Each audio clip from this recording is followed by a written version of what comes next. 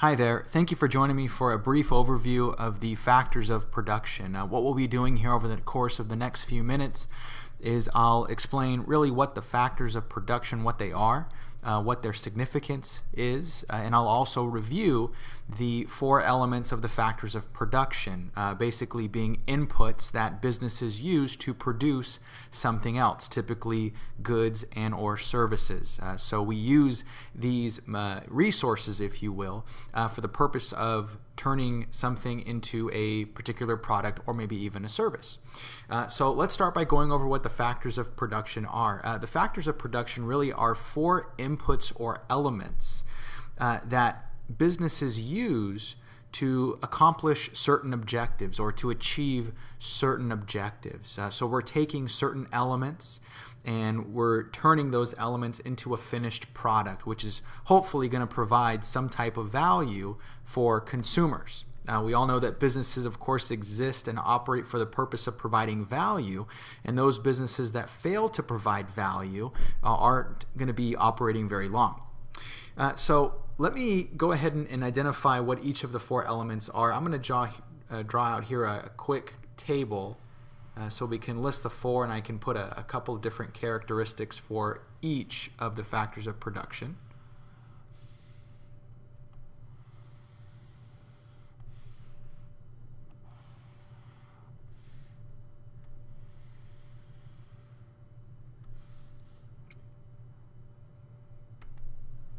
Okay, the first factor of production or element of the factor of production is what we refer to as natural resources.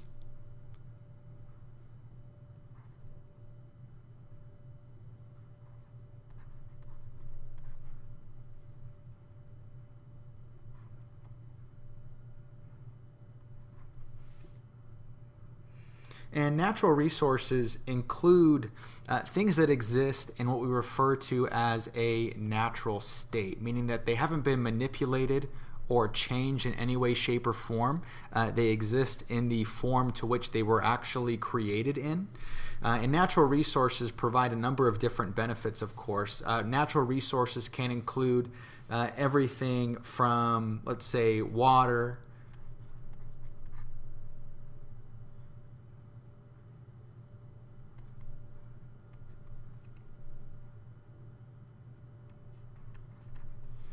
to wind, even land, and several other things can serve as natural resources. And so obviously these things provide businesses with certain opportunities. We have certain areas of the world that are blessed with certain types of natural resources that allow them to do certain things.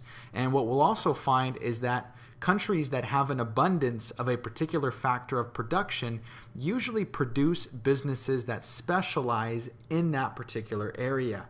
For example, in the Middle East, they have an abundance of oil. And obviously, oil companies tend to surface in that particular area because that is the factor of production that they have most predominantly. Now, one of the things I should have mentioned before is that businesses generally thrive when each of the factors of production is present to varying degrees. And so if you have a certain country that possesses all of these, like the United States, for example, that is very conducive to business. In countries where only one or two exist, that really is not going to provide a great deal of growth, and there's going to be quite a bit of struggling for businesses to be successful in those types of environments, of course. Now, continuing with the factors of production, the next one that we have here is what we refer to as capital. And capital includes a number of different things, includes everything from machinery,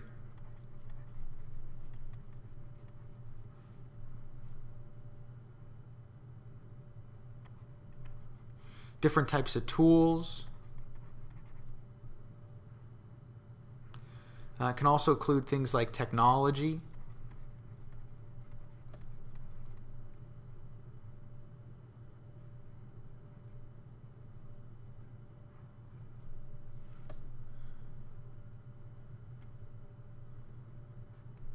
and several other different things here. But capital, in its essence here, allows businesses to be more productive and to be really more efficient with what they're actually doing. It allows them to take advantage of technology and take advantage of machinery and all these other different things for the purpose of producing different types of goods and services. And so these are extremely important. One of the things I didn't identify here that's very important also is financial capital, which I think should be inferred based upon the term capital.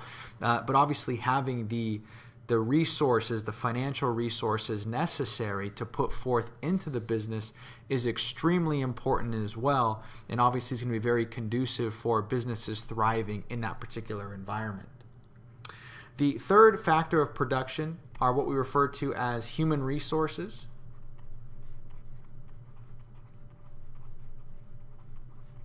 And human resources, very simply, are essentially your labor, your people. And businesses, of course, need to have, obviously, a labor force, a workforce present in order to be successful. You need to have somebody to do the kind of the day-to-day work, if you will. And we not only look at human resources from a quantity standpoint, right? Having a large body of people. That's important, having a numerical certain amount of people to perform the work. Obviously, you need to have a certain number of people to perform certain types of tasks. But we also want to look at, does the workforce have the knowledge, skills, and abilities to do the job, right? Do we have a skilled and educated workforce that can essentially do the work? That's a very important piece here, not just having bodies to throw at the task, but do you have the right people that can actually do the work here? And that's a very important piece that often gets overlooked, is we tend to focus more on quantity and we fail to realize, well, is the person skilled? Do they have the knowledge necessary?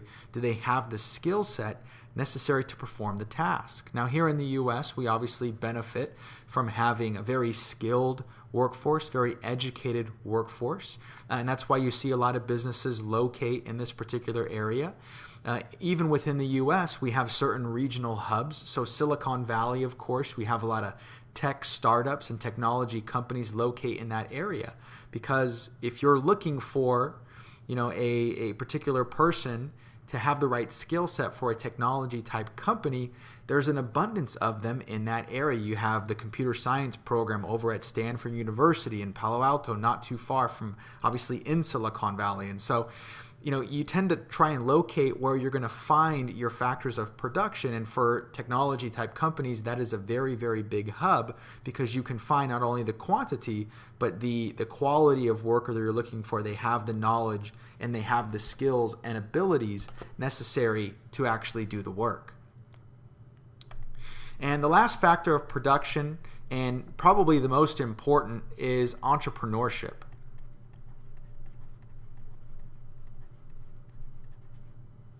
Entrepreneurship, of course, or entrepreneurs more specifically, are the individuals that are going to be taking the risk associated with starting a new business. And there's obviously some inherent risk associated with starting a particular company, but there also is a great deal of reward in the form of profit.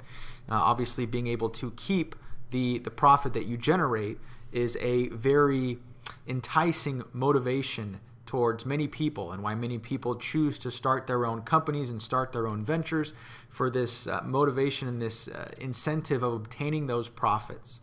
So entrepreneurship, if you really drill down all of the different economies in the countries and why some thrive and some don't, you can usually delineate entrepreneurship or determine that entrepreneurship is the missing piece to why many countries are not successful. They may have the natural resources, they may have the human resources, they may have the capital, but entrepreneurship is often missing. And in large part, what needs to be present for entrepreneurship to thrive is the incentive of profits. Without the incentive of profits, if I'm going to take on a great deal of risk, but I'm not going to be able to incur or reap the benefits of the risk that I incur, then I'm not going to be inclined to put myself out there. That simply is not going to happen. You're not going to have a great deal of entrepreneurship in environments to which you don't reward people for taking risks. And that needs to be present. Profits need to be present. You have to be able to reward people for taking those risks. For example, in a communistic type country, which we'll review later on, the important part in a communist type culture is that the government decides ultimately, what industries are going to be present and going to thrive, and who's going to work where, and all those different types of things, and typically rewards people in accordance for what they need, not based upon what they actually earn in terms of profit. And so you think about it from an entrepreneurial standpoint. If you were in that environment, would you be encouraged to take risk if you were going to produce something, but you were only going to get in return in accordance to what you actually needed, not what you actually work for? It's not much of an incentive.